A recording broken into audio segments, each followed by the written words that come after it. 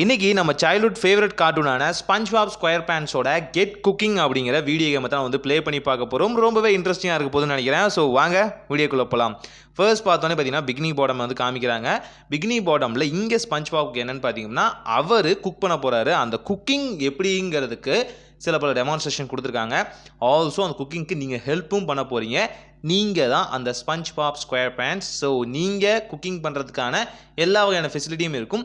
First நீங்கள் பார்த்தீங்கன்னா pineapple ஹவுஸில் தான் ஸ்டார்ட் பண்ணுற மாதிரி இருக்கும். ஜஸ்ட் வந்து பேக்கிங் பண்ணுறது, டோஸ்ட் ஆட் பண்ணுறது அண்ட் காஃபியை வந்து மேக் பண்ணி கொடுக்குறது. அண்ட் ஆல்சோ செரி பையும் நீங்கள் வந்து மேக் பண்ணுற மாதிரி இருக்கும். நார்மல் பை அண்ட் செரி பை அண்ட் கேக்ஸ் நீங்கள் வந்து மெயின்டைன் பண்ணுற மாதிரி இருக்கும். கேட்குறவங்க எல்லாத்துக்குமே பார்த்தீங்கன்னா நீங்கள் வந்து சரியான ஆர்டரை வந்து சர்வ் பண்ணுற மாதிரி இந்த கேமை வந்து மேக் பண்ணியிருக்காங்க. இது இந்த மாதிரி கேமோட முடியாமல் இந்த லெவல் டாஸ்க் வந்து பார்த்தீங்கன்னா கிட்டத்தட்ட 50 லெவல்ஸ் வச்சுருக்காங்க. 50 லெவல்ஸை கிராஸ் பண்ணதுக்கு அப்புறமும் கூட உங்களுக்கு அடுத்தடுத்த குக்கிங்கான ஆப்ஷன்ஸ் எல்லாமே வந்து கொடுத்துருக்காங்க. ஸோ அங்கெல்லாம் பார்க்கும்போது சூப்பராக இருக்குன்னு சொல்லலாம். லெவல்ஸ் போக போக பார்த்தீங்கன்னா இந்த வகையான சர்விங் ரொம்பவே கஷ்டமாக இருக்குன்னு சொல்லலாம். ஆல்சோ இந்த சர்வ் பண்ணி வர அமௌண்ட்டை பார்த்தீங்கன்னா நீங்கள் வந்து பிகினி பாட்டம்குள்ளே இருக்க அந்த ரெஸ்டாரண்ட்டில் வந்து இன்வெஸ்ட் பண்ணுற மாதிரி இருக்கும். உங்களுக்கான பேண்ட்ரி அண்ட் பார்த்தீங்கன்னா குக்கிங் டைமிங் ப்ளஸ் பார்த்தீங்கன்னா coffee maker and peanut butter இந்த மாதிரியான விஷயங்களுக்கு எல்லாத்துக்குமே நீங்கள் இன்வெஸ்ட் பண்ணுற மாதிரி இருக்கும். ஸ்பஞ்ச்பாபோட ட்ரீமான இந்த வகையான ஓப்பன் ரெஸ்டாரண்ட்டை வந்து ஓப்பன் பண்ணுறது அதில் ஒரு டாஸ்க்காகவே இருக்குது. ஸோ இது வந்து பேசிக்கான டாஸ்க் தான். இன்னும் பார்த்தீங்கன்னா அட்வான்ஸ் லெவலில் ஏகப்பட்ட டாஸ்க் எல்லாமே இருக்குது. ஸோ பார்க்கும்போது ப்ளே பண்ணும்போது ஜாலியாக இருக்குன்னு சொல்லலாம். நீங்கள் கேட்கலாம், இது ஒரு கேமுன்னு நீங்கள் எடுத்துகிட்டு வந்திருக்கீங்களே அப்படிங்கிற மாதிரி சில பேர் கேட்கலாம்.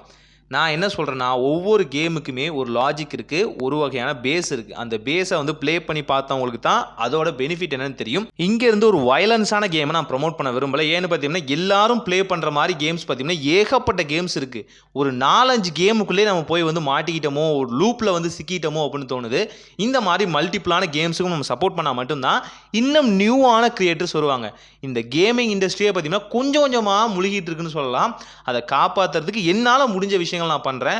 இந்த மாதிரியான நியூவஸ்டான கேம், உதாரணத்துக்கு ஒரு வெப் சீரிஸ் பார்க்குறோம், ஒரு சீரிஸ் பார்க்குறோம், ஒரு கார்ட்டூன் பார்க்குறோம். அந்த கார்ட்டூன்லேருந்து இன்ஸ்பயர் ஆகி ஒரு கேம் எடுக்கிறாங்க அப்படின்னா அதுக்கு சப்போர்ட் பண்ணாதான் அதோட நெக்ஸ்ட் சீரீஸோ இல்லை அதோட ஃபியூச்சர் டெவலப்மெண்ட்ஸோ ஸ்டார்ட் ஆகும்.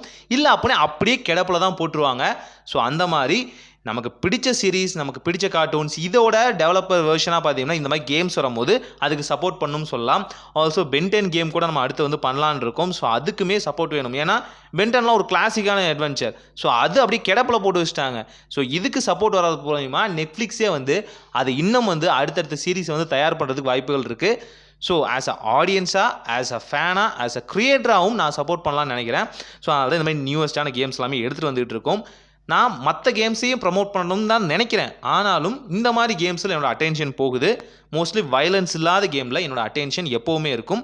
ஏன்னா அது நம்மளோட மன வளர்ச்சிக்கும் நல்லதுன்னு சொல்லலாம். இந்த ஸ்பஞ்ச்பாபோட கெட் குக்கிங் அப்படிங்கிற இந்த கேமில் ஒவ்வொரு டாஸ்க்கையும் நீங்கள் கம்ப்ளீட் பண்ண உங்களுக்கான different types of set of games வந்து ஓப்பன் ஆக ஆரம்பிக்குது. உங்களுக்கு ஒவ்வொரு செட் ஆஃப் ஆடியன்ஸ் பார்த்தீங்கன்னா இன்க்ரீஸ் ஆவாங்க. அண்ட் உங்களுக்கு காயின்ஸும் இன்க்ரீஸ் ஆகும். அண்ட் உங்கள் பேண்ட்ரிலையும் பார்த்தீங்கன்னா முக்கியமான திங்ஸை வந்து நீங்கள் ஆட் பண்ணி வச்சுக்கலாம். பார்க்க ரொம்பவே சூப்பராக இருக்குது. ப்ளே பண்ணியும் பார்த்துட்டேன். ஸோ அடுத்து இன்னும் 4-5 கேம்லாம் வந்து பெண்டிங்கில் இருக்குது. ஸோ அது எல்லாத்தையுமே கண்டிப்பாக அப்லோட் பண்ணிடுறோம்.